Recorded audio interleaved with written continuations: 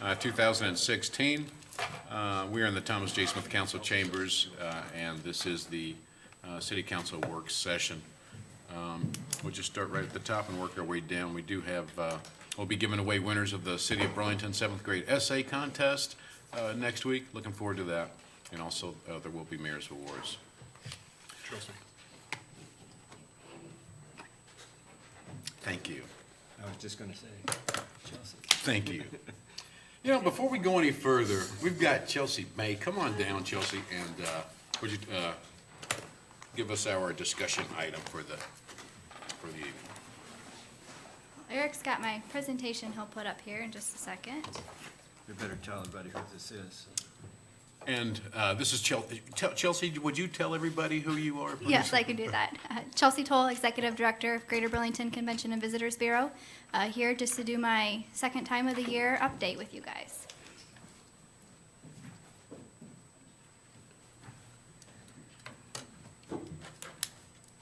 So I'm going to show you this big number first on the screen, $132.62 million. That was our 2015 annual impact of visitor expenditures in Des Moines County. The State Iowa Economic Development Authority released the new 2015 numbers in September, and so we had about $132 million in visitor expenditures. That was a 0.47% increase over 2014, so we had just a slight increase, but that means we're still having a fantastic year here in Des Moines County. Tourism supports over 1,000 jobs and about $8 million in state and local taxes. You will see a huge jump there in the state tax receipts, and a lot of that is due to the new gas tax that was implemented. So we are seeing that work to our favor here. Also, with our Partnering for the Future 2 goal at the Greater Burlington Partnership, we had a goal to raise visitor expenditures to $650 million over 5 years.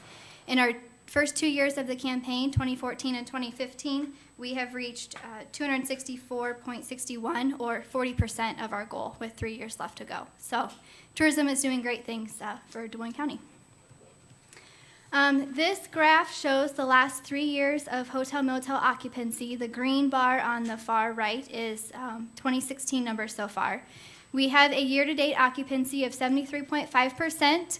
That is a decrease of 3.6%. We have seen some of our larger construction projects move out of the community a little bit, but the hotels got smart, and they kept the room rate high, so our revenue per room has stayed high. That is about $63.25, an increase of 3%. So our hotel motel tax receipts have stayed very high for the year. So that's a win-win for both of us.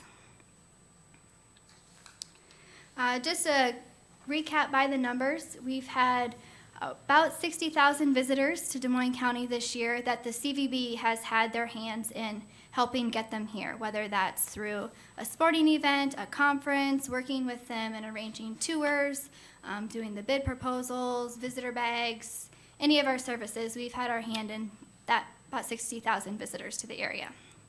They stay about 1.5 days while they're here, so that's why we're targeting about the long weekend travelers, trying to get them to extend another day or so if they're here for business. It's about an 8.4 estimated economic impact on their community. We've driven over 5,000 hotel rooms, and we've mailed out about 2,500 guides through our direct requests. That includes all of our advertisements that we place digitally and print. They get the option to kind of, I guess, tell that they want to learn more, and so we're able to send that out to them. And we've had almost 12,000 visitors at the Welcome Center. So I would say we've had a successful year so far. I know we've just recently had like 4 countries represented in one day. So the Welcome Center is getting a lot of the international travelers as well. Included in that, we will have our final boat docking this Saturday. So about 400 passengers will be docking with the American Queen and spending the day here on our riverfront. I think I've talked about the Mississippi Valley Calling Contest with you guys before, but this is one of the events that we have supported through the CVB, through our community event funding program. I went back in the files, and we've supported them since 2007, since the program started. And you wouldn't think that a duck calling contest would be a big deal, but for us here in Greater Burlington, it's really huge. Every February, they bring in over 2,000 visitors to the community. They stay for about 2 days at Pizzazz, and they bring in about a $250,000 estimated economic impact. And after the 2016 event, the partnership, we received a pretty cool gift with our own personalized duck call. So after we do our remodel at the Welcome Center, we hope to put that on display to show it off. They spend a lot of money in a day and a half. They do. They do.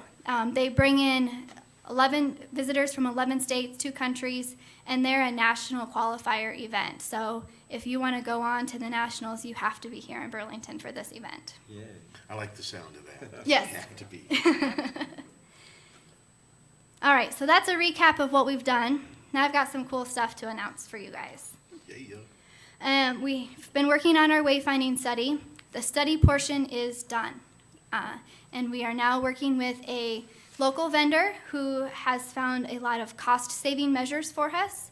They're going back through the proposal and the plan to get our costs down. So hopefully we can start implementing and getting these signs produced and installed here very soon. And then Eric's gonna play this video. Hi, I'm Ivan, host of the Fireball Run. I've made a living traveling around the world and now join the Fireballers on their legendary journey across the United States of America. Unlike reality TV, this competition is real.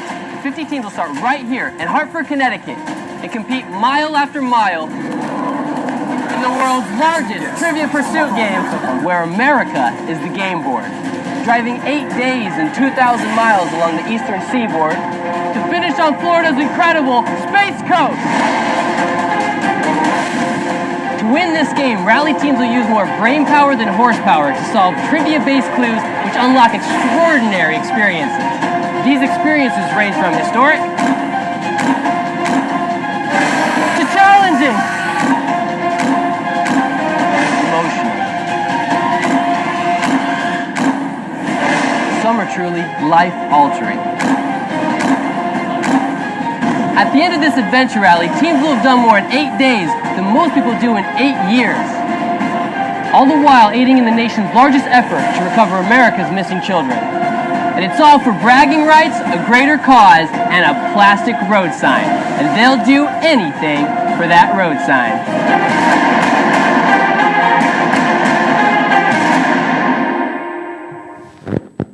So you're probably wondering what that is. Tell us, Chelsea, what is that? Fireball Run is an 8-day, 2,000-mile, life-size trivia pursuit game. And what you just watched was their preview for their 10th season that they just finished filming. Their 11th season they'll film next September, and we have been selected on the short list to be a location. So in November, we're going to be hosting their series producers here in Greater Burlington for a 4-day-long site visit, and we're going to jam-pack it full with everything we have to offer. And if they don't see it in those 4 days, they can't film it. So be a very busy 4 days. Yeah. And many of you will be included in those conversations with those producers when they're here in the area, and we want to give them the best VIP experience possible. So they have about 125 contestants, or 40 teams. We will get to have a local team participate as well, as long as we make the final cut. And these participants spend about $1,300 a day while they're out on the show. They also have an 80% return rate. So it's all about driving that economic impact for your community. So if there's something here that they like, they'll be back. So we're really excited to show off what we have and hopefully make the final cut here at the end of the year. I don't think they heard you, Jim. Yay. I second that. Eric, I think I need you to click for me. Awesome. And then this is the final thing. You might have got an email from me earlier today. Right now, the State Tourism Office is trying to select their cover photo for their 2017 guide. And the Snake Alley Criterium has made the final 4. So I need you all to go to the website out there, which you can find it through the Visit Burlington, Iowa Facebook page. We have 8 days to keep up the voting and try to win that and lock in that cover photo. You can vote every day from your tablet or from your desktop or your smartphone. Right now we have over 300 votes and we are in first place with just announcing it today. So I need your help and to spread the word and to keep our voting out there. So those are some of the highlights. What questions do you have for me? Can you send me the link for that? So I can Yes. get okay. I can do that. Me too, Yes. please.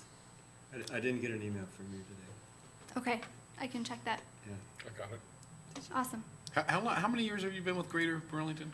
How many years have you been with the chamber now? 2 full years and a little over that. Oh, yeah, it hasn't been that long ago. All right. You're a mover and a shaker, my friend. Thank you. All right. It's fun. Thank you, Chelsea. All right. Thanks. Thank you. Okay. Now we back up to number 3. A public hearing for consideration of a sale of property locally known as 207 South 5th Street, City of Burlington, Iowa, with conditions. Mr. Tislin.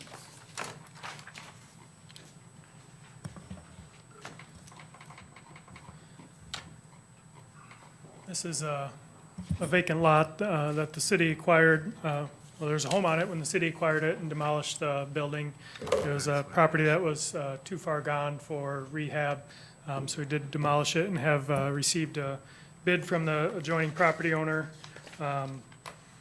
Hilltop Properties, who own the property surrounding it. So we anticipate that would be the bid, but it is would be an auction type setting, but we do have a bid from the neighbor for the vacant piece of land. Is that a buildable lot? It would be based on any original platted lot in the city of Burlington by code's a buildable lot. There is a steep grade retaining wall on the front side and be very difficult to do, but it is buildable. If someone other than the neighbor were to buy it, we would request conditions placed on it for construction within a period of time, so. You guys good?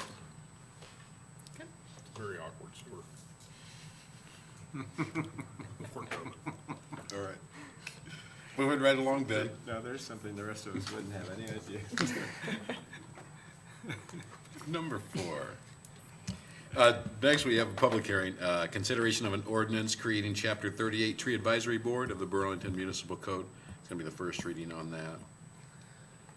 This was brought forward, it's from our current city forester and park superintendent. We've had meetings with the Trees Forever group, and there's not a strong group here or tree board here in Burlington, so they recommended that we look into possibly forming a tree advisory board. A couple of the primary functions of it would be to provide as an advisory resource for the city and staff and the community at large, providing information, education, recommendations, and support to promote practices for a healthy urban forest, coordinate the community tree planting and care activities, and then continue to maintain the Tree City USA designation. This was something we'd talked about at the time of Emerald Ash Borer, would have been a very helpful thing at the time. We know there are other tree issues out there that we can't always get out staff-wise and talk about as much as we'd like to, and this board might be able to get out to service groups or other functions and talk about some of the tree issues, care practices, management practices, and be a kind of just a support for city staff, and also in applying for grants and some of our tree planting programs being support and getting volunteers out for that as well. So this would be a volunteer board, just an advisory board to kind of provide staff support, as we've seen some cuts as well through our department, so. I think it's needed. We got a lot of trees, and there are going to be problems coming down the road, so. One note on this, the composition, the language in the composition or members of the board is the same as the Renewable Energy Committee. It's the same language of that. We realize we also want tree professionals, such as someone on Trees Forever that doesn't necessarily live right in the city of Burlington, but would be a valuable resource to serve on this. So Good deal. that's why we put that language in there. Is this typical of all our board, all our boards? It says 3 consecutive meetings if you miss without excused absence. May be asked to resign. Is that Do you know how many we would typical wording? have that on? I would say that we might, do we have it on a couple though? There are some on more, yeah. But I know that's not on all of them. But there's some, but that's on more than one. Well, my question is may, or should it be will? I can see with may, it gives you some latitude to work with. So I don't have an issue, big issue with it, but I just want to mention it. The other thing I want to mention is, it says, item number 2, shall submit on July 1st of each year a progress report to the city council summarizing its activities. I would like all of our boards to do that. And Well said. I don't know if we have that requirement in all of our boards. It would be nice. Outstanding. Yeah. Yes, yes. I would like to, I definitely say amen to that. So, just a thought to throw out there. I know we can't do that right now, but Yeah, it's but just a that's- thought. Yeah. Get her done.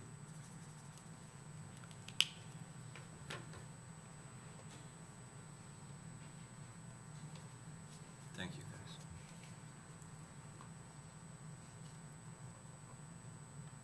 Sorry. Okay. So you guys are good? Yep. Excellent. Okay, next is number 5, a motion for preliminary adoption of the second reading of an ordinance rezoning the property located at 3107 South 14th Street from R1 Single Family Residential to R4 Multifamily Residential Zoning District with conditions. Mr. Tisland? No changes from the previous reading. Again, this is the property near Kestner and South 14th Street. Been a vacant property for a while, had some barns on it that were demolished, and the owner desires to put up duplex condos similar to just north off of 14th at Pawnee Drive, 2 duplex condos on the site. And the R4 zoning would provide for that or allow for it, and the conditions of the rezoning would restrict it to the maximum of 2 structures, 4 maximum units to fit with the surrounding land use densities of the neighborhood.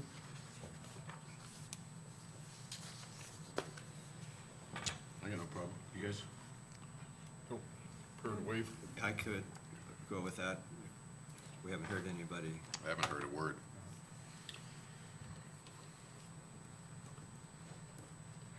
Okay, so waive number 5. Number 6. Everybody's good with waiving number 5? Yep. Okay. Number 6, motion for preliminary adoption of the second reading of an ordinance rezoning the property located at 2910 Madison Avenue from R1 Single Family Residential to C1 Limited Commercial Zoning District with a planned unit development overlay zone. Mr. Tisland? This is former Klein Center, rezoning to a C1 with a PUD overlay, specifically to restrict or list the uses that would be allowed in the site based on the request from the owner, developer of the site. These are the uses that they stated they had intention to possibly develop it with. Did hand out, just to clarify what residential use category is, that's number 1 in the PUD. That includes group living, household living, including apartment or multifamily residential, and short-term lodging, which includes hotel and motel. Commercial office uses, a variety of government, insurance, sales, medical, financial offices, and then restaurant, just the standalone use of restaurant. Those were the uses requested by the applicant for the rezoning. Council?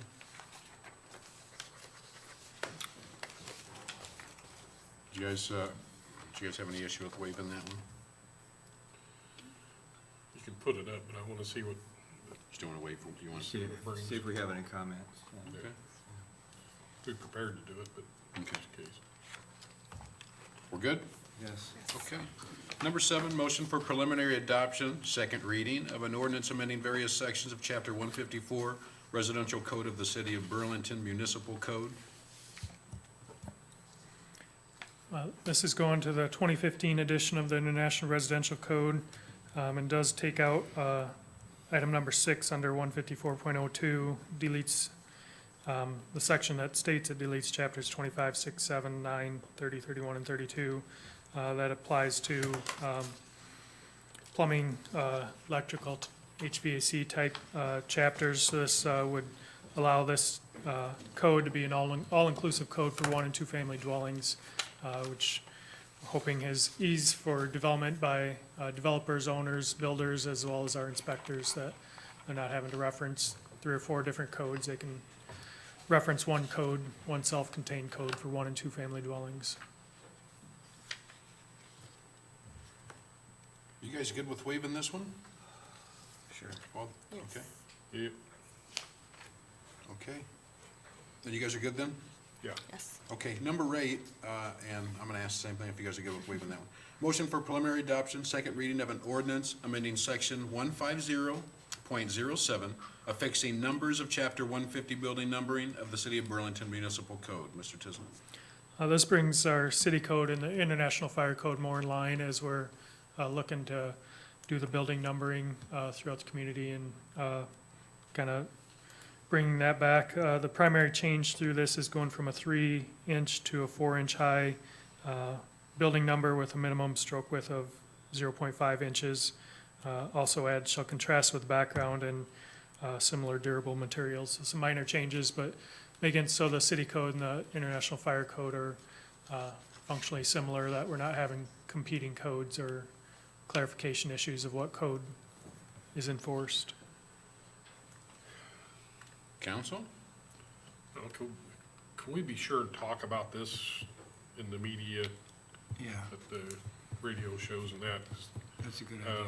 I'm, because this has come up, I'm noticing there are a lot more without than what I had first thought. Yeah, there's a lot. We need to that right, really Chief. drive this point home that people need to get their, You drive around Yeah, town, this there's is a lot of places that don't have numbers on. a lot of commercial Yeah. don't have. People that have 3-inch numbers are grandfathered, did you say? Yeah. Yeah. Okay. You, Matt, had you talked to, was it, figured on Angular or 9th Street? True Value, they'd removed their 3-inch numbers once this was passed. So it's something we'll notify the home Oh, improvement the stores hardware too of stores, what too. our code is, just so that they're aware as Okay. well, so. All right. Good. Anything else? You want to keep this instead of waiving it so we can talk about it at Yeah. 2 meetings? We can Yeah, talk about it sounds quick good to me too. Anything else? No. Number 9. Next is a resolution authorizing staff to seek redevelopment proposals for the Apollo School property at 1201 Valley Street. Zach? Yeah, we'd had Zach James, based off of the conversation from the previous council meeting, put together request for proposals. And what you had in the document, or in your packet, was the document that he's prepared for your consideration. Thanks, Jim. I think last time you guys had asked me to come to this meeting, and I think I maybe gave a look that I don't know if I can get this done in that amount of time, but we got it figured out. So in your packet is a draft request for proposals. There's a few things I've noticed in there that I think we would, just some minor changes. But what's in your packet was, again, draft request for proposal, and then I'm not sure if it was in the packet or not, but we also had a spreadsheet of preliminary contact lists that included developers and some architect, engineering companies also that we would send this to. So I don't know if you guys got that or not, or. I didn't looked put it at in the packet. I didn't really know that I wanted to have it in there, but And there's I don't know about, that you need it in there, but there's that was. about 30 firms across the Midwest primarily that had as a tentative list for who to send it to. Yeah, and it's, we've updated that, actually, we've updated since then, so we've got about 75 to 80 developer firms and about 35 to 40 architecture firms, engineering firms, that this would go to. But the request for proposal that's in your packet, I can go through just a few things briefly. I don't think it'll take too long here. I don't want to spend a lot of time on this, but the front is just a cover page The one thing I think I might change is the release date, October 21st, that's on the front cover there, because I realize we're going to be, my staff and I are going to be at the Iowa American Planning Association Conference, which is here in Burlington. So I think we might bump that to the 24th, the following Monday. But I think the proposal due date would still be the same, administered by the Planning Commission, and then Jesse's here too. Terrace Real Estate would be offering some assistance here as well. First page is really just information about Burlington and the community, and then some of the recent awards that the community has received, like the Big Muddy Cup, the thing about the purchasing power. We've got a brief thing in here about the housing needs assessment. Page 3 is specific information about the property and about the building itself. And we have a link then with several attachments that they could download. And actually, this is one other thing, we would add the full housing needs assessment at this location here.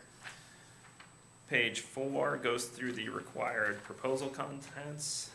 If somebody wanted to submit a formal proposal, there's 6 items here that we list out. The first 2 were just kind of a general interest letter, information about the company and who their contact people would be. Item number 3 lays out specific plans that they would want to see for the building, their proposed redevelopment plans, and we've kind of specified some specific things about whether it's a residential project or if it was some type of commercial, office, or other use, what would need to be in that description. We would require estimated budget and then sources of funds for how they would pay for their project, a time schedule for redevelopment, and then the last bullet, number 6, is about the company's previous experience in redeveloping projects, what they've done, where they were, what the budget was, where their funding came from, those types of things. And then any references as well that go along with that. The last page, number 5, this is probably the one that I want the most feedback on, offer price. And we just had a meeting between Jim, Eric, and Jesse just to outline a few things here. And so through our discussion, we just came up with a number. I don't know if there was a specific why it was 100,000, but we just kind of went back and forth about a few things. But we said that offer price would be a minimum of $100,000, and then a tax increment financing rebate of 100% for a 15-year period as an incentive, and then also possibly up to $25,000 for asbestos abatement through Iowa DNR grant program. And then we just listed out some other tax credits that are potentially available at the state level. Item 6 is just about touring the site, and contact me or Jesse, and we can show people the site as they wanted to arrange tours. And then the last bullet is just about submitting proposals, and if people have questions, to contact myself or Jesse, and when the due date is, which we put January 20th, so about 3 months time frame. So I don't know if you guys have specific questions or thoughts or concerns about anything, but My only concern was I thought that we shut down the last developer at the 15-year, 100%. He asked for that, and in order to get the match for what he was looking for on the low-income housing tax credits, they needed 7% project participation in that.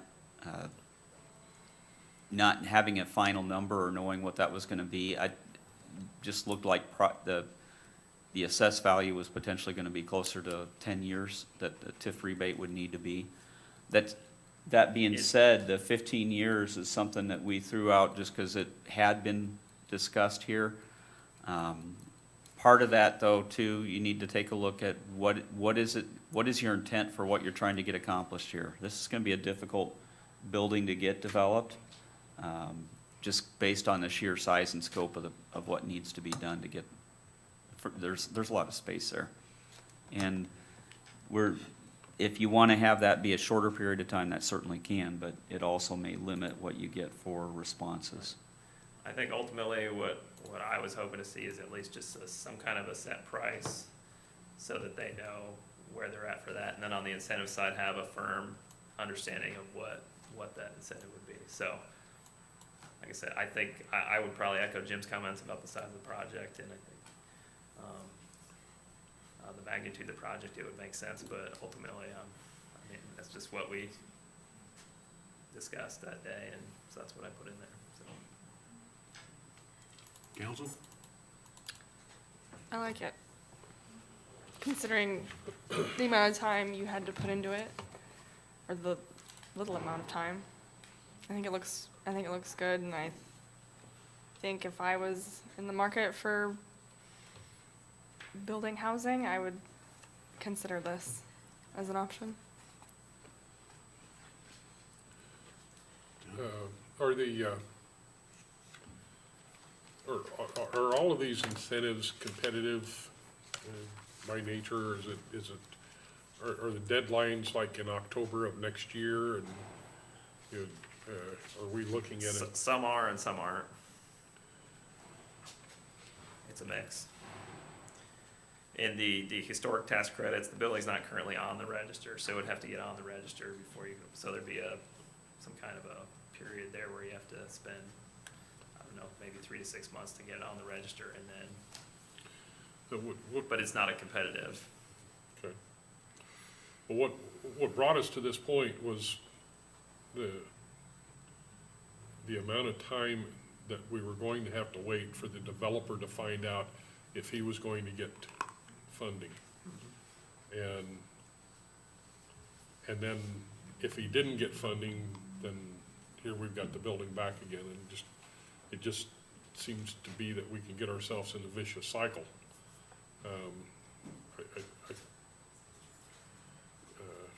I thought we were looking at someone putting together a package and being able to come up with the funding in 6 months, and not come together with a plan in 6 months and have to wait 18 months to get the funding in place.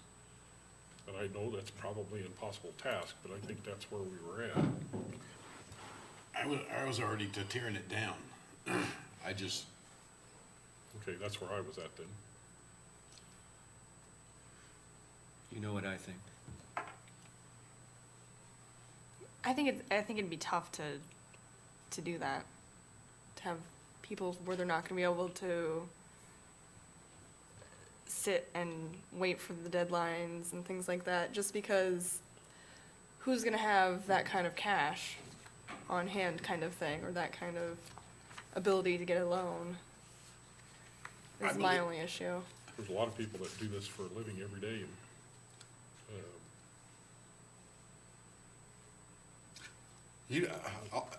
this building's been sitting for a long time. I think it's gonna get torn down. I just believe in you. I believe in Jesse Caston. I feel like that's worth the old college try, because I know you guys are about it. You know, would I feel the same if it wasn't you standing there at the podium? I don't know, man. I mean, Batman, I believe in you, but I'm ready to either let's get it done, or let's tear it down. That is where I'm at. So, council, I'm agreeing with Councilman Scott. I don't want to get into this vicious cycle that we're hoping and hoping and hoping and hoping and hoping. I mean, we're going to have a day that this is going to be, or we're done with it, so. I don't want someone to come to us and say, well, we've got a proposal, but it might take a year and a half to get something done. I don't want to hear that, so. The way this is structured allows a proposal to come back in January. It lists what we have for incentives that we're willing to put into this. It also talks about potential other tax credit that may be available. That's not that we're offering. If they put together a proposal and you don't like the components of it, and you determine that that's not worth the city's while, you don't have to accept that. That's why I like this That's- sentence: the city reserves the right to reject any and all proposals. This process gives you that review to look at what's included in any responses, if you get any responses, or as Jesse said, in the 8 responses that we'll get, how we'll decide. I think he said higher than that, Jim, actually. Okay. How we'll make an evaluation between them. That was a smooth move. But you're not locked into anything on this. Okay. But it gives you the ability, if you have a qualified investor come in that you feel comfortable with, are you willing to work under the terms that he puts forward or not, or the group puts forward? I guess basically it'll come down to situation. I mean, Well, really. We can't tear anything or build anything in January 20th, so, okay. Work your magic, man. Work your magic. No pressure, Zach. I believe in you. Zach, I believe in you. No Thank you, pressure. I appreciate the comments. No pressure, Zach. Thank you, Zach. All right. Thank you. I guess this means I might have to put a proposal together then, right? Yeah. All right, thank you. All right, thanks a lot. Okay, number 10, we have a resolution approving contract for real estate services with Terrace Real Estate Group LLC. And this is specifically in regards to this same project. The agreement you see in here is essentially the same agreement that we had for the marketing of the Manor site. I don't think you had quite this for when we were marketing the Public Works building. But the 8-page, you have anything comments on your 8-page No, document? I was just saying, it's the same agreement that we use for all listing. It's the standard listing agreement. Obviously, there's only commission paid if it's sold in regards to the Apollo. And to go back a little bit, I think that what you guys were referring to on the Apollo and the timeline, I think everybody's on the same page. At By the least way, I who was. are you? Oh, sorry, Jesse Caston, Terrace Real Estate. So the intent was January, around the middle of January, we'd get all the proposals back. We would hopefully be able to present, we would vet the process, go through it and vet all the proposals that we have.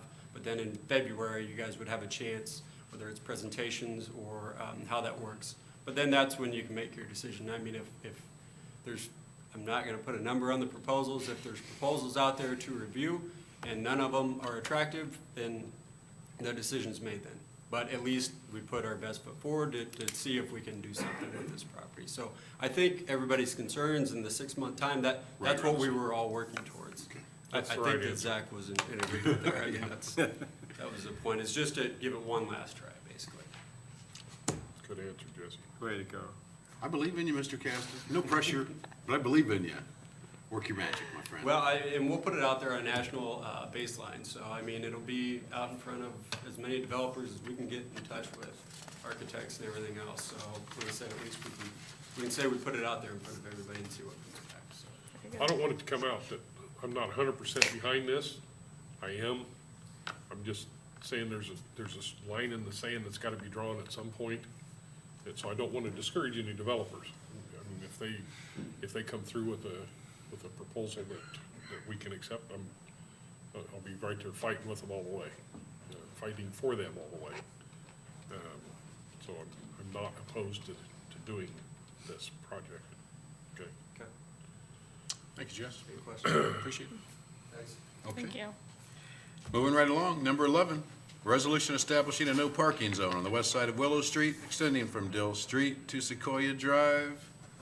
Mr. McGregor? Good evening. Before you is a resolution to approve a no parking zone over by Ed Stone School off of Sequoia on school days between 7 a.m. to 5 p.m. This was brought forth from Officer Larger on behalf of the school. There is a parking issue for evening and morning drop-offs. The current east side of the of Sequoia has no parking right now.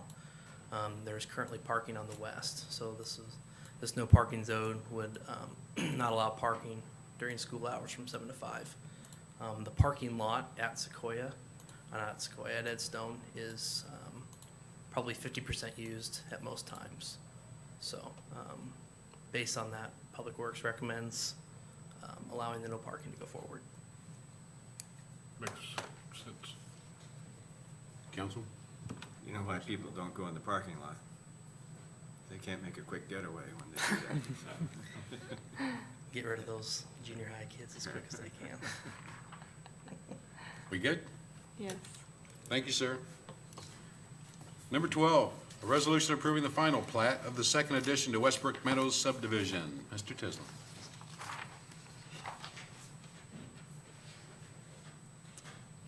This is the second phase of development along Gear Avenue by Pearson Inc., constructing townhouses and duplexes at this site. This final plat is being brought forward with Deerfield Drive being the anticipated public street, and then platting lots with zero lot line for each individual unit would have their own separate lot. He hasn't constructed all the buildings on this site yet, but just the first phase of this development site has been initiated, so bringing forward the final plat at this time. Do want to coordinate with Public Works on the acceptance of infrastructure as well, so we need to look at that as well through this process.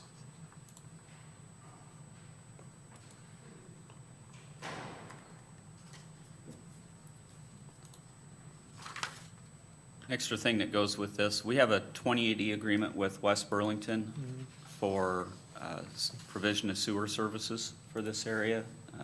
The sewer this area connects into West Burlington's sewer system. They have a lift station just north and east of this property location. Within our current ordinance on, or 2080 agreement on that, we bill and then they charge us, there aren't any meters on the ones that are currently in the piece, just the first subdivision that was done here. They go on our system with no meters, but what they do is we have an estimated usage, and they charge us 150% of the average usage for the typical unit that's comparable to this. I think it wants me to close my computer because I'm out of battery.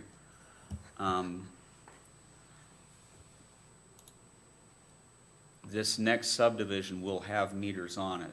One of the things our water department is starting to do with new construction is requiring metered systems. So we're gonna, I don't know what they're gonna do with existing structures over time, but at least with new ones, they're looking to start bringing those on with requiring meters and start charging people based on actual usage. Given that this is going to be a new system with that, we'll end up with a modification on our 2080 that'll come to the council over the next, I don't know which meeting, but over the next couple of meetings, to allow West Burlington to directly bill for sewer service. It won't go through we won't charge for sewer and then have to pay them. They'll just be directly billed for sewer with them. All other services will be billed by us.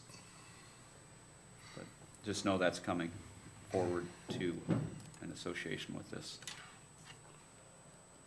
Are we good? All right. Number 13, resolution providing for a salary adjustment for the city manager. He was due up, oh, come on. Okay. Well, he was due for his, and that's my fault that we didn't do this sooner. I'll eat that. We should have done it sooner. That being said, it was something that needed to come up. We need to give him a review every year. This is his annual review. I just want to remind again, when we first got Jim, we started him off not at a scale probably of what he was deserving, just because we were in a financial situation, and he'd let us know about it when he came in. Over the years that he's been here, Jim, you haven't been Superman because I've never seen you fly out of a window. That being said, in the words of I think you said it, that you're not perfect, but you're perfect for us.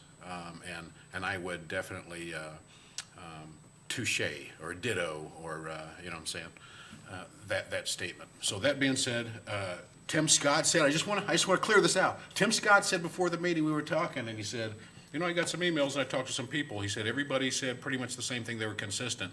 They weren't saying that Jim didn't deserve his raise. Everybody just had some insight or some input on how much of a raise he should get. So I just want to say that before we go into it, that Jim, that really says a lot for what you've done for the city of Burlington, what you've done for us, what you mean to us. Not saying that nobody can't be replaced, and no, we got to have Jim and only Jim, and it means the world to us. Nobody's precious. That's not what anybody's saying. But if you earn something, then you should get it, and that's what it's coming down to. Is we're gonna try to give him something that he's earned. Miss Stephanie, would you come on down and talk to us then? I just prepared the resolution based on how you guys wanted it prepared, so, it's based on a salary of $150,000 as of, retroing back to July 1st, 2016, which that's a 9.02% raise from his current salary. And if you have any other questions or. I don't have any questions. Anybody have any questions for Steph? No. No questions. Tell me a number, 5%. If he got a 5% increase, his salary would go to $144,472.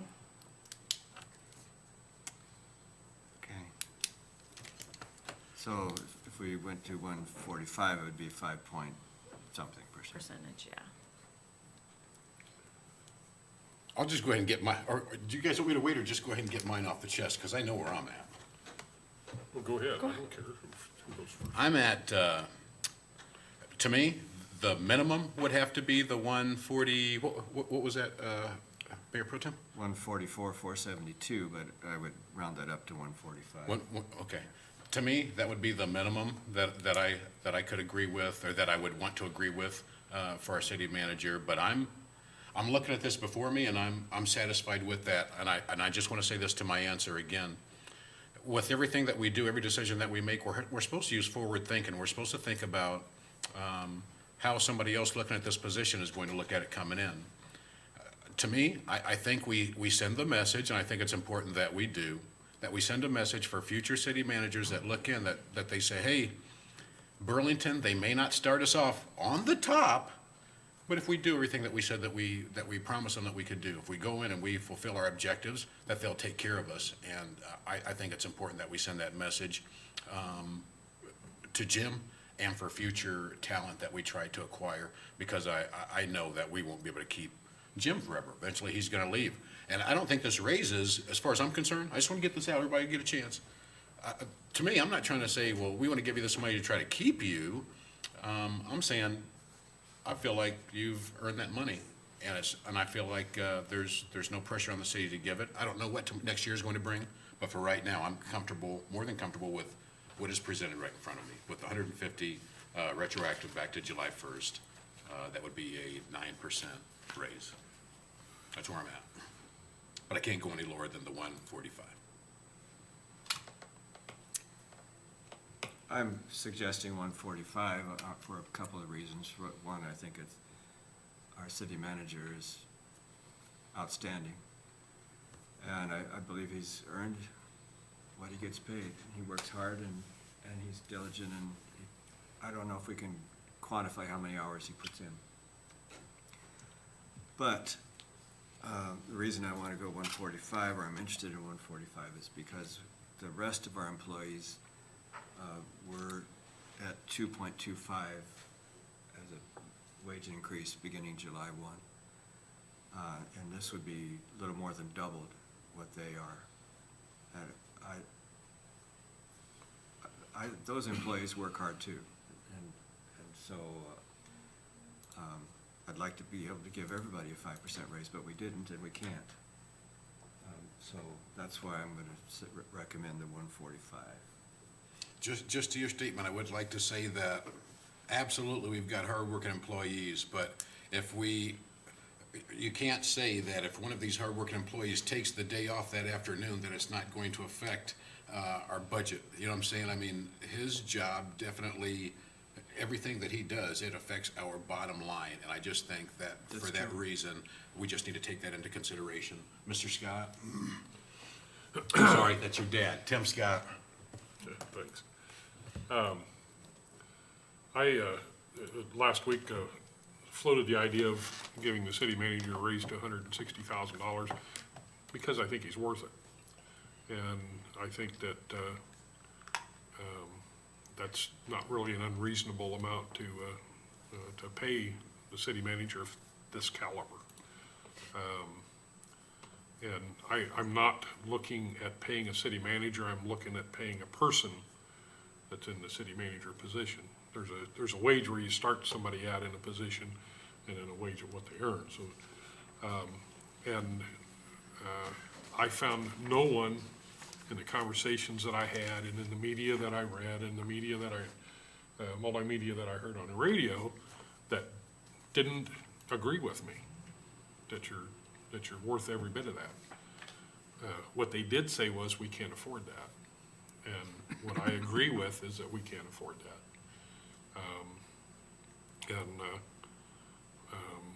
And so I'm gonna back off the 160,000. I just wanna say that they say that there was a person that had once said, and I wanna say it's Calvin Coolidge, but I'm not sure, but it's the unreasonable man that gets things done.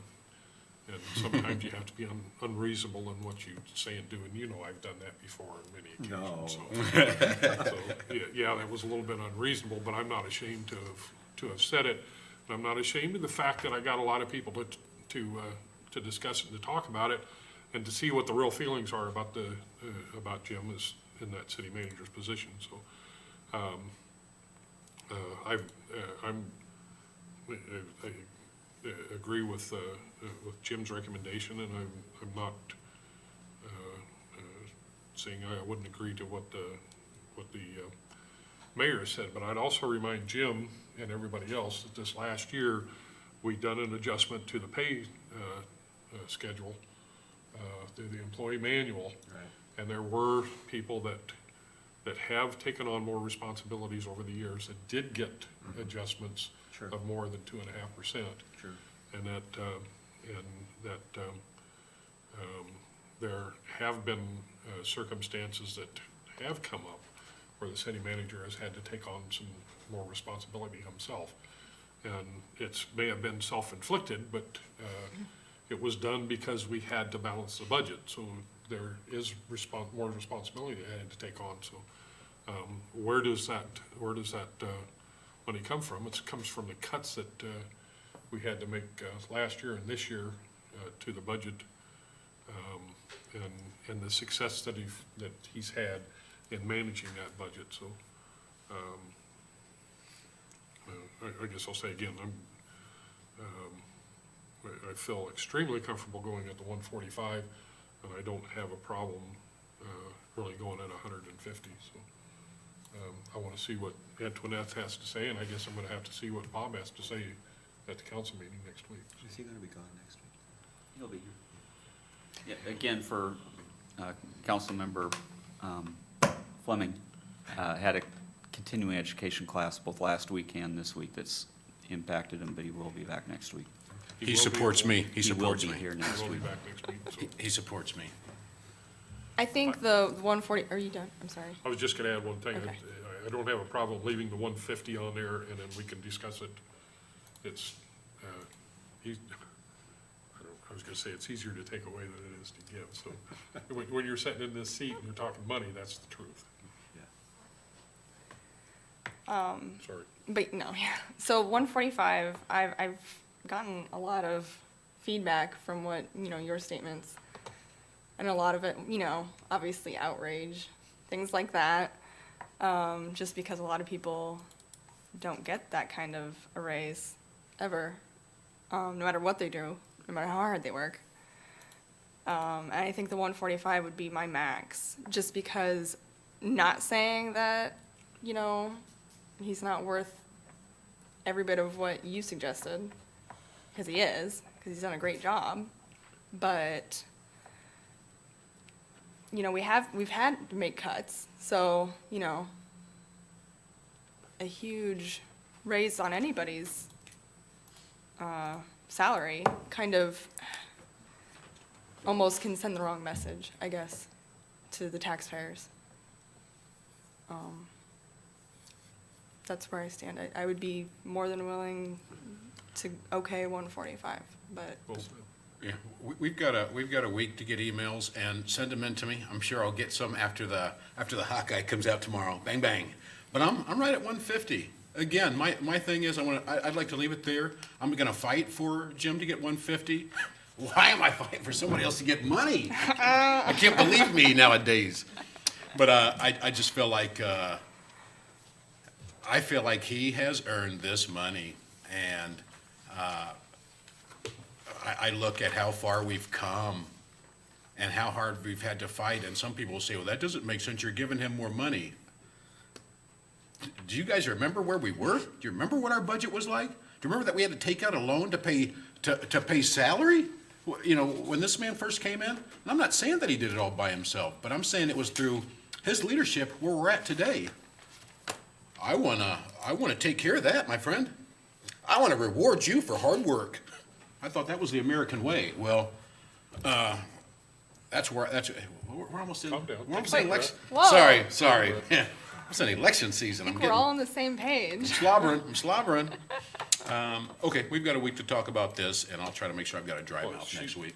She just said a mouthful. We're all on the same page, and I think the public's on Amen. the same page too. There's Right, yeah, it's a just the few numbers. dollars difference there. Yeah, It's not, it's the numbers that nobody can we'll agree get on. that worked out. Right on.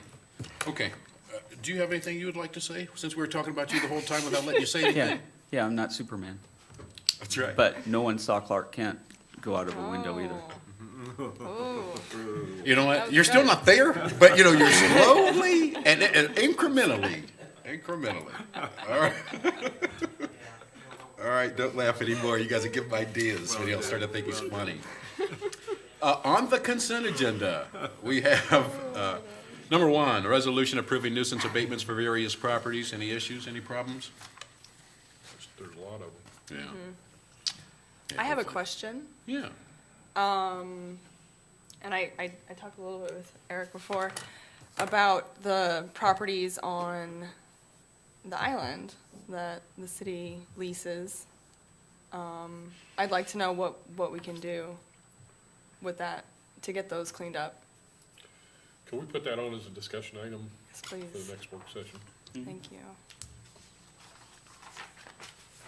Probably, when we had talked about internally, staff-wise, was looking at when lease renewals come up, building some level of requirements in. We didn't really talk about what that language might look like, but I thought there was already some sort of language in the lease that stated about Maintaining your property. dilapidated, Yeah. unsightly, and, but certainly if there is, we haven't enforced it. yeah. So I don't know. That's what it is. Okay, we good? Yes.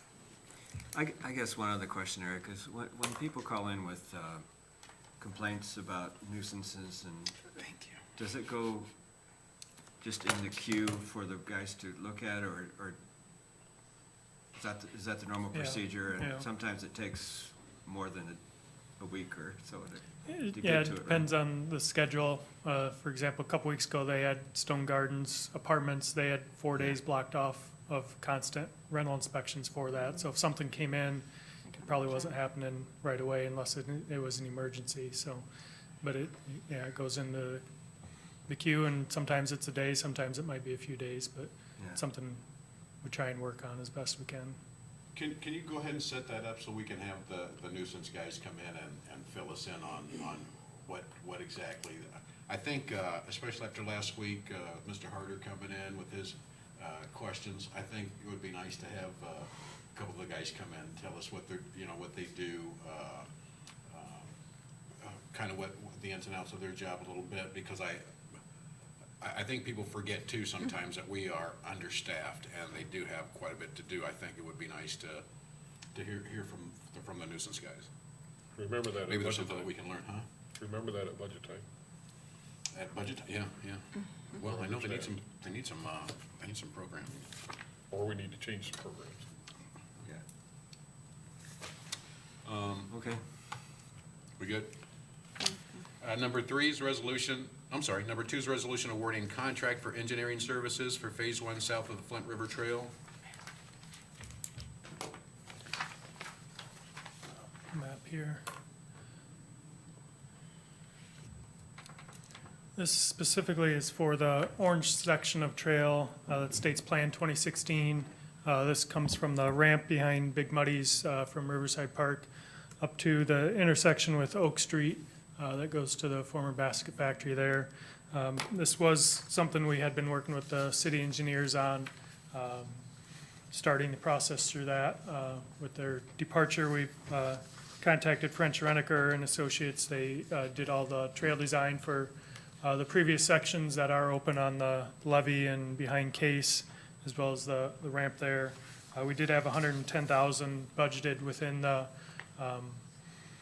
construction project total for engineering services, and that estimate was prepared by French Reniker for us, so that money within the funds, within our grant funds, would go towards their construction design, preparation of drawings and specs, bid-related services, and construction-related services for the trail.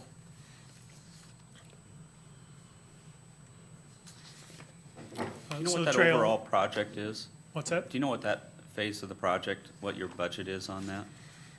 I had that here. I don't have it here. I was thinking it's around $850 to $1 million. And that was, how much, was that all grant funds? There's, and I'd have to look, I should have brought that with me. There's state rec trails grants within that and REAP grants within that. And I think there was a local match as well, but I'd have to double check that. But it'd be the same regardless of whether we're using French Reniker or not? Yeah, yeah. Yeah, the full funding for it is secured within our budget, depending on bidding, I guess.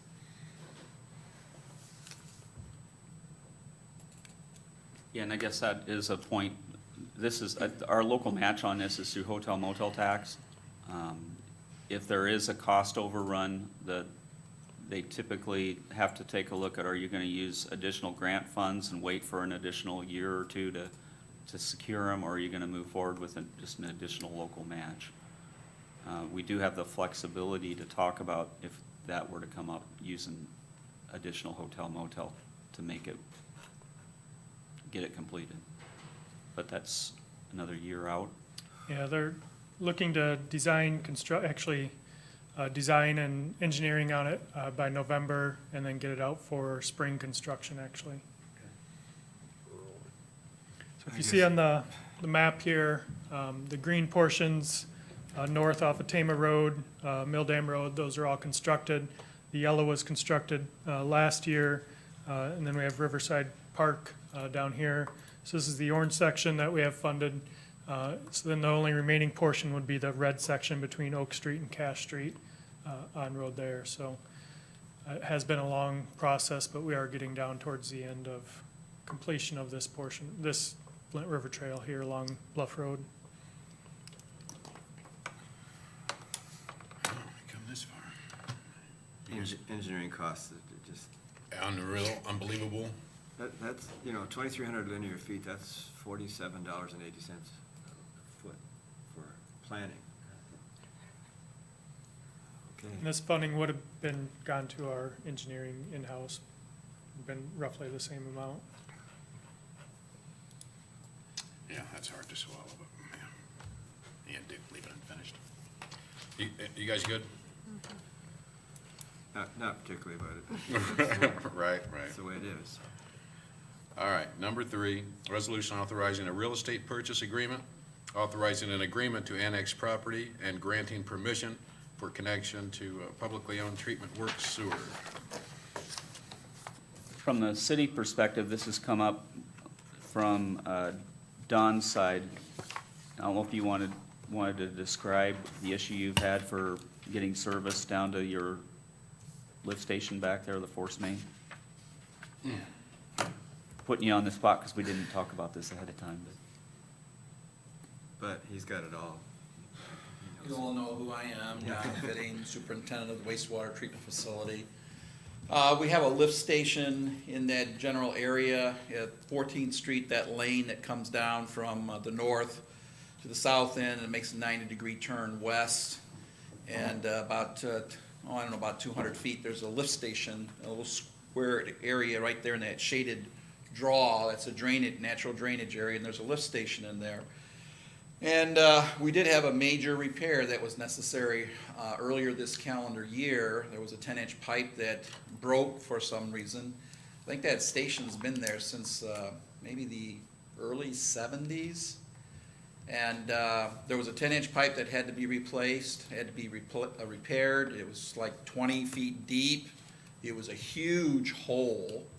To get the equipment back there that was needed to do the job, we actually had to cut across the field. If you were to imagine like a 45-degree angle across that triangle there, maybe 70 feet in either direction to get the equipment in, and the hole around it was huge. So we've been interested in acquiring some of that ground in that corner to create a turnaround for us, because not only do we have the issue with the construction or the repair, but there are times when we have to take a generator down there, the power supply to the station. Currently, we don't have a standalone generator there. That station handles quite a few properties. There is a overflow off of the wet well that goes out to the drainage ditch and runs eventually, makes its way to the Mississippi River, but it goes through private properties to get there. So it's a station that we want to have functioning as much as possible to avoid overflows. To get a generator down there with a pickup truck, we'd have to we can't make that 90-degree turn. It's just too tough, or it's very, very difficult. And we would try to back it down, and that's next to impossible too. So we were looking for a turnaround in that corner anyway. Then when it was brought up to my attention that they were looking at doing a possible annex, I wanted to see whether we could incorporate into the deal acquiring some additional ground for the turnaround. And the other issue that I had was through the years, I've had conversations with the various engineers for the city, and there's talk of development in that area and the need potentially to increase the capacity of that lift station at some future time for future development. And right now, there's just not any space to do any kind of increase of capacity at that lift station. There was a talk about adding another well, possibly replacing the station. There's just no way to do it right now. So it seemed to me to make sense to bring it forward to indicate that if we're going to be doing a deal for that area, this would be the time to be looking at maybe acquiring some additional ground to A, give us a turnaround capacity for the existing station, and if the need arises to increase the capacity of that station, that we'd have some ground available to do it. So, given we have some needs both immediate and then for long-term growth, Right. making sure that we have the flexibility to meet those needs, this land has some significant value for the city. At the same time, you just recently had the lot split that occurred just outside of city limits there. The house there that Eric's pointing at, she's looking to sell off that house. Well, to do that, in a rural area, you either have to bring your septic up to code or be attached to a sewer system. So as we negotiated a purchase price for the land back there for the lift station, you see in this agreement, you have a $4,000 purchase price. That would be about 8,000 an acre, a little bit over 8,000 an acre, because I think it's just shy of half an acre of land in that area. That's a discounted price from what the rate for similar land in that area would be, but it's offset for her, from her perspective, by being able to avoid putting in a septic.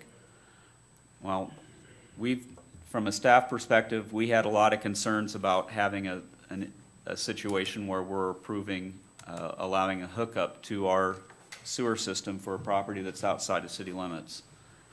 And if we're gonna have something like that occur,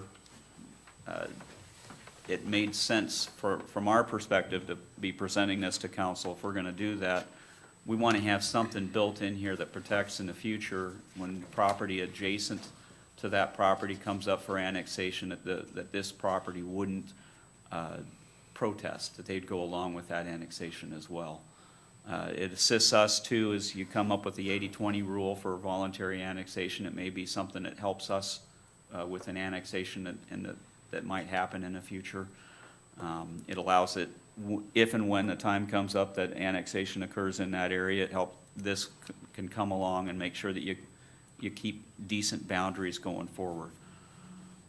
If you do move forward and approve this agreement, there's a lot of things about it that we're happy with. Really happy with being able to get the additional land for the sewer system.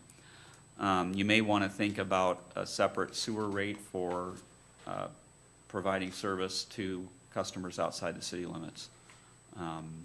Whether that's what I've seen a typical amount for that to be is 10 or 20% premium to reflect that you're getting outside of your boundaries.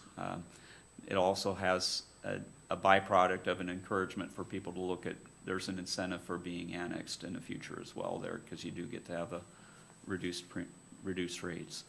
Again, we don't have something like that within our sewer ordinance now, but I would think that you'd want to at least consider that in the future if this gets done. Good deal. Okay.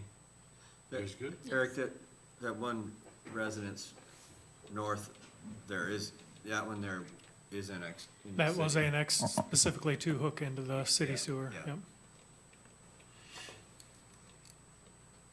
We're good? Thank you, Don. Number 4, a resolution approving purchase of a 2017 Vector 2100 Plus with hydro excavating capabilities for Public Works Street Division. Mr. McGregor. Before you is purchased for something we went out to bid for. The combo truck has been something that is in our capital improvement plan. You have two different prices in front of you, and the biggest difference is that one is a fan unit and the other one is a PD unit. It's a good thing I brought trustee Chris along because he put the specs together, and he can explain to you the difference.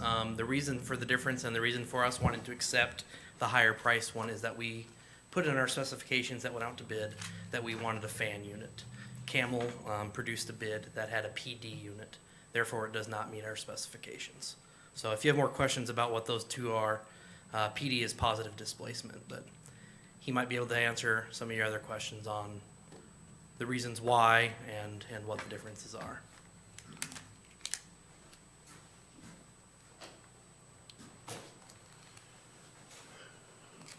Chris Clements, Operations Manager for Public Works.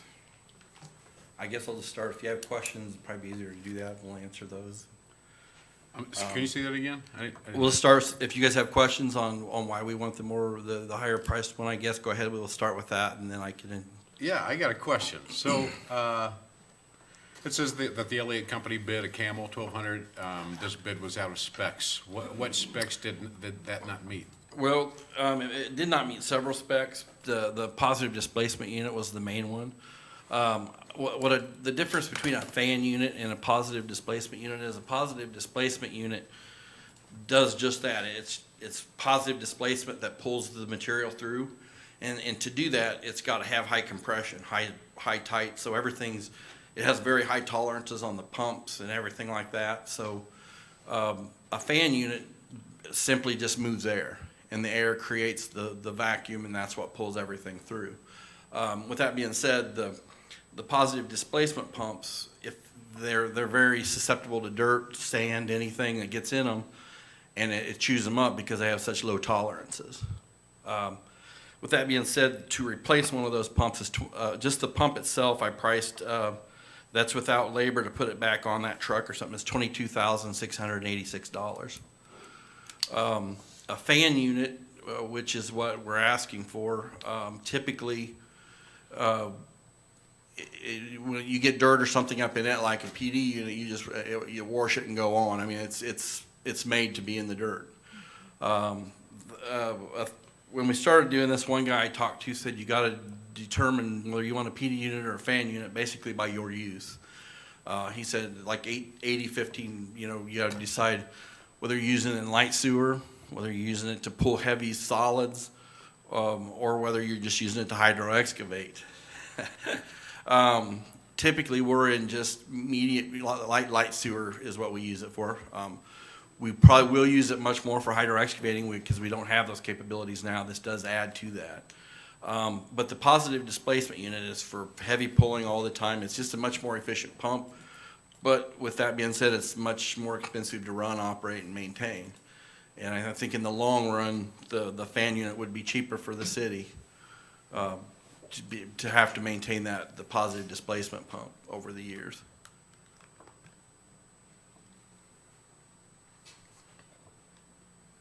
Could I ask, Chris, I know that this puts something on you, but if we move this to the regular agenda and have you make a presentation and show us a picture and explain this to the public? We could do that, if you, my salesman's offered, if we would want, he probably could come and do a presentation on the unit. Yeah, that's just me personally, I don't know if the rest of you want to do It'd that. probably be a good idea considering we're gonna be choosing the more expensive of the two. I mean, just being, reading it, that's fine, but I think if somebody was here and explained it Plus for the I- public, basically. I mean, I get it, but I'm basically opposed to things on a consent agenda for that much money. Okay, maybe I misunderstood you, because I thought you just told me that the less expensive one will work fine for us. Well, the maintenance costs will be much higher. The maintenance of the air will be The much maintenance of the pump, no, the maintenance of the The- PD pump will be much higher than the fan unit over time. but the PD pump is more susceptible to damage. Correct. That's why, Which machinery is the $22,000 pump? that's the PD, the positive displacement pump is roughly about $22,000, just the pump itself. And that's what Okay, we'd like. okay, to- yeah, let's you know. definitely run this again. I had coffee one morning with the guy that was demonstrating those. I saw him at Starbucks, and we sat down, and he took me out and gave me a tour of the, Do you remember which brand it was? it was a Vector. And that's, Yeah. okay, and that's the one that, Yeah. and he's offered to come too and do us, if we want him to. If you'd rather, he'd probably be able to tell you more about it than I can. Yeah, So, he told me a lot about it. I started to salivate. that's what he does, yeah, so. I'm one of So those. yeah, I can talk to him and arrange. If that made you salivate, all right, brother, you're a better one than me, but all right then. For 300 and some thousand. Okay. All right, finally. Thank you, Chris, Yeah, I appreciate I'd that. also point out, this is one that took an awful lot of work to convince the street crew to be positive about wanting to move forward on. They've put a lot of research over the last year and a half into this, getting to a position where they were looking to do this. I think a couple of things. One, Chris doesn't like to spend money. He looks at trying to be fairly consistent on what he's doing for vehicle purchases each year, and this one cost him a lot of hesitation just for the size of the purchase. But it is a new piece of equipment, and getting everybody up to speed took a lot of work for them to see what the benefits could really be with having it. And the fact that they're coming forward recommending really speaks to, they finally have gotten to a point where they're really unified in terms of wanting to have this be part of their fleet. Well, this truck will do the work at two. Mm-hmm. That's, I think, the biggest factor for me. Nick McGregor, Assistant City Manager. Again, I know. Just to reiterate the point that Mr. Furneaux made, when I interviewed with the staff down at Public Works, this was one of the items that was talked about, and whether or not we were going to buy it. I think that some of the staff at the front line felt like it was forced upon them. So when I got there, I made sure Chris and his staff were the ones that came up with the specifications and did the demoing of the equipment that they were going to be using. Okay. And so the specs that they came up with were the ones that were used. Okay. And so the fan unit was selected based on their recommendations because they had demoed the equipment and thought that the PD unit was not exactly what they wanted to have for a piece of equipment. So that's the difference that you see there. After talking with Chris about the PD unit versus the fan unit, I agree that the fan unit is something that they want. It's capable of lifting more materials a higher distance and doesn't have the reverberation of what a PD unit would. So we can definitely put a presentation together. As far as like any images, I don't think that that's really going to tell you, outside of a truck, what a PD unit versus a fan unit is. There might be some displays that show the interior of the difference of those pumps. But like Chris said, maybe having the sales rep here to maybe explain that a little more detailed would be beneficial. To me, I think the biggest deal is that amount of money we just don't want to have on. Is that how you're feeling, that we just don't want to have on, that at least we have some type of presentation? Absolutely. It doesn't have to be all Yep. that elaborate. Just come on Yeah. back to us and we'll break it down again Okay, one more time sounds good. before we go through that, so. If anybody has any issues, you know where to email me in that place. All right, next we have, Mr. Tislin, anything on, two public hearings set for November 7th. First, in consideration of a sale of property. I just love to sell properties. It's 117 South 7th Street, City of Burlington, Iowa, with conditions. Take a look at that one. It's gonna make a lovely family home. Anything you wanna say on that? It's a vacant lot. It's a vacant lot. It's gonna make somebody a lovely family home. Make sure you come down for that one. And then the other one, B, I don't appreciate your attitude. The other one is consideration, it's a vacant lot. The other one is a consideration of a permanent encroachment agreement with Greenway of Burlington Associates for encroachment into Valley Street right-of-way at 2312 Valley Street, Burlington, Iowa. Anything you need to say on that? We'll have more discussion at the next work session. Okay, closing out, anything from the DEPTs? Actually, let's have a discussion on. No, parking up by, but you. Parking, parking up by Millard's. The parking over on Valley Street in front of the former parking lot that we had, and then Prall Insurance and Millard and Company. In the resolution that was passed, we are allowed to create parking there. The thing that you saw presented to you from Matt Coughlin showed that the parking was a lot closer. When we actually got on site and had a discussion, there was a 35-foot setback from the intersection to where the nearest parking can be. And so that parking got shifted further east, putting it in front of Prall Insurance. And so in a conversation with Mr. Furno, we've discussed that, you know, a couple of those spots have been kind of an item of contention, and potentially moving them across the street in front of where the lawyer's building is, also owned, I believe, by Matt Coughlin. And so that's something that we discussed prior to this meeting about bringing forward for next week, so we could move that parking reserved over to the other side. We do need to make sure that everybody's on board with that, if you want to make sure to talk with the folks down Reach there. out But to- I think that would help to appease some of the issues with Prall Insurance, another if we part could of move a couple of them over. Another part of that issue might be, do they really use those spaces? I drove by there today and I think there was only one or I two don't vehicles. think I don't think they use all of them, but the problem is that we are required by contract to provide 18 spots. All right. Oh, they were? Yeah, it's Yeah, closed It's today. a holiday. No wonder they were the only bank closed then, evidently. So, okay, that accounts for that. All right. Groovy? I'm glad you're doing that. I can't see punishing a business for the benefit of another. That's just not the way it works. It's not good practice. Creating spots is good, but Yeah, taking well, and in spots talking away to from the landlord of the building, we thought that we had kind of met our conversation of who was approving and okay with the parking situation down there. So clearly a tenant-landlord conversation didn't happen, or one was not happy with the result, so we can move on from there, but. Yeah. Also, what I really thought he wanted to talk about was Mount Pleasant Street Bridge. A contract was supposed to be on this agenda.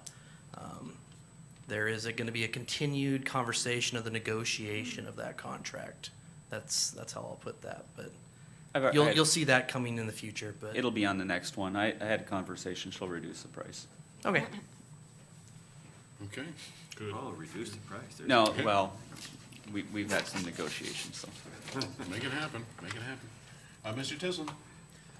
Didn't get it on, I'm gonna, or would like to add a planning month proclamation.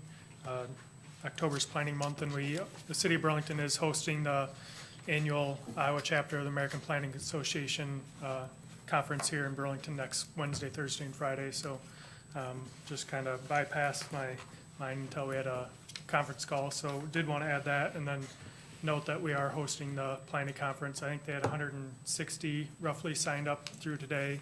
Early signups through this Wednesday, and can sign up at the conference as well. So we'll have at least 160 visitors to the community next week, planners from all around the state. So mayor's giving opening words on Thursday morning at 8, so along with Hans Trousel, mayor of West Burlington. So hopefully it'll be a good conference and a lot of good experiences for people.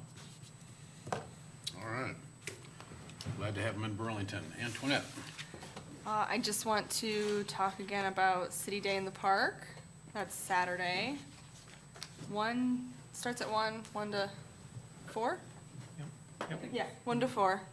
So all kinds of fun stuff going on out there. There's even a half-mile fun run. So. Doesn't sound fun, but okay. Sounds like an oxymoron. You know what I'm talking about? That's all I have. All right. Tim Scott? October 22nd is the NAACP dinner.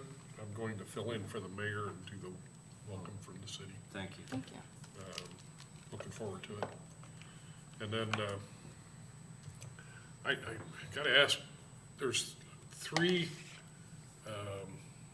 displays on the riverfront that they look like about the size of a drafting table.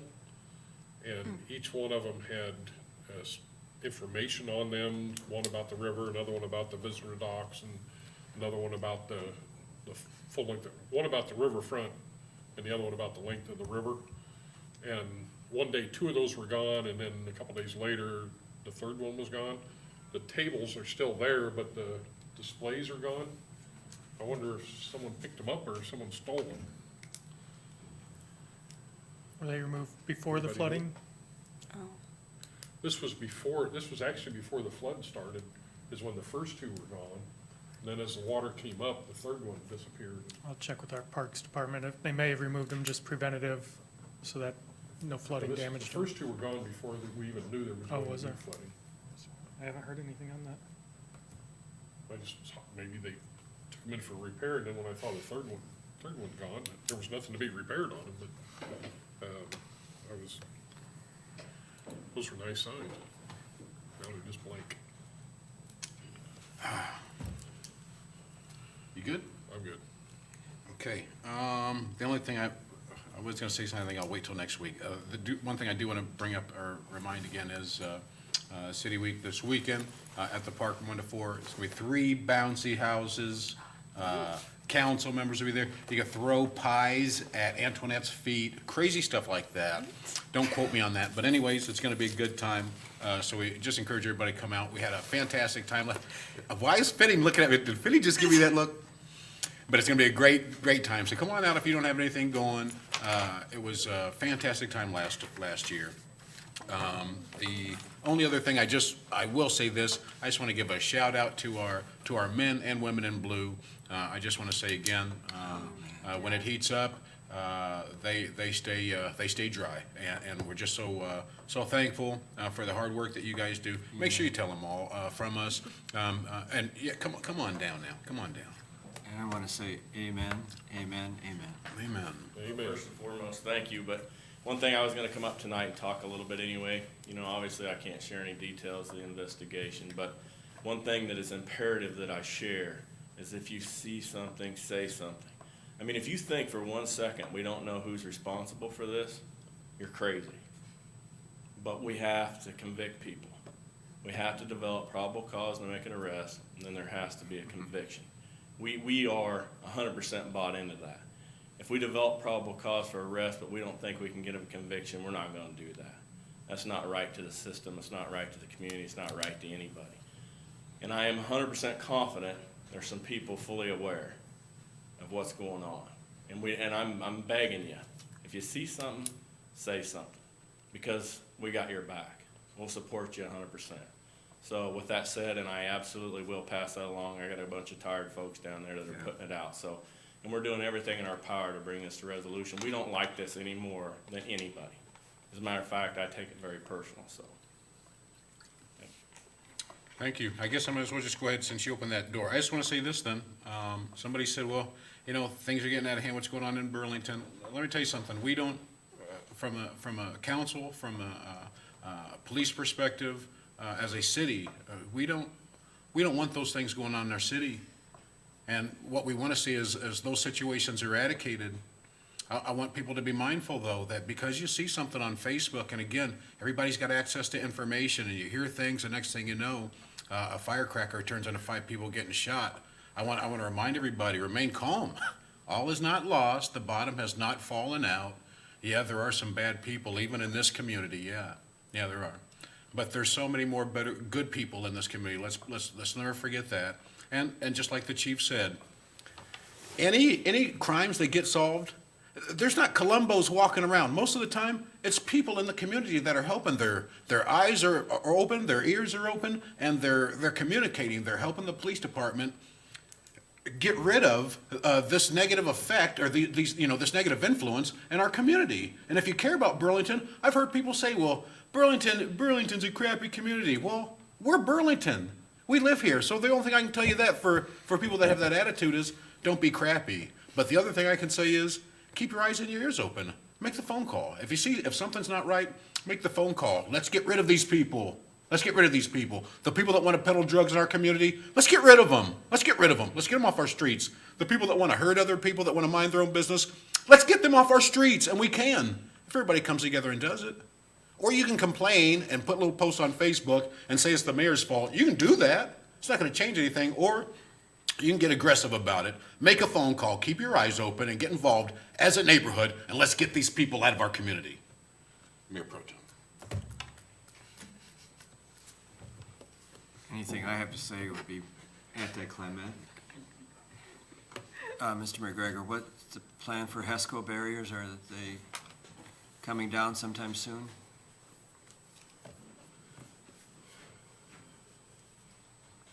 The flood stage is to get below 15 feet in the next several days. FEMA representatives will be in next week, so we're going to hesitate to let them fully see what we do when we put up HESCO barriers. All right.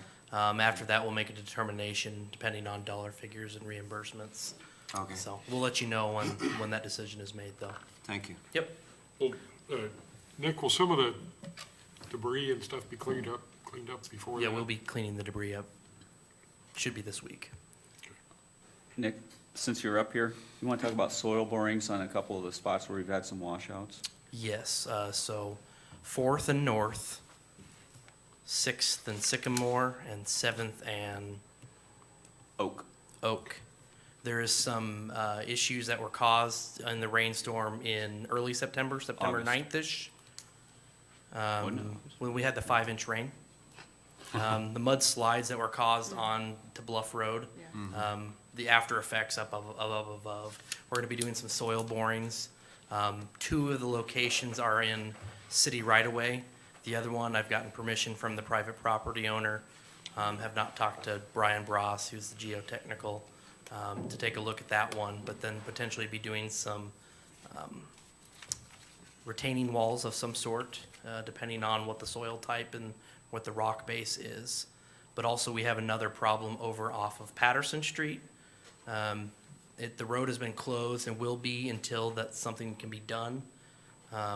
Pretty bad. It's pretty bad. It washed the road through. Now, the road itself is still intact, but letting any sort of vehicle cross would be unsafe.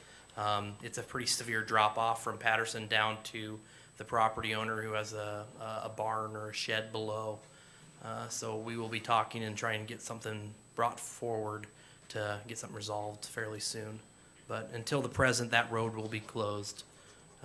It's a circle, so there's another access point, but it's inconvenient, so. Who wants to do KBUR? I'm down. I'd love to torture Sussman for a while. Who's coming with me? What day is that? Wednesday? Wednesday? Appreciate it. I can't, Sure you can. City manager, we'll find somebody who Okay. can. unfortunately. Okay? I'll take my turn once the weather turns. But I'm gonna milk this for as long as. Milk it for as long as you can, Jim. I don't believe you. I guess one thing, I'll be gone the next couple of days. Hopefully this will be the last time that we're going up to Iowa City for. Oh, yeah. So, just a couple of things I thought of as the mayor was speaking.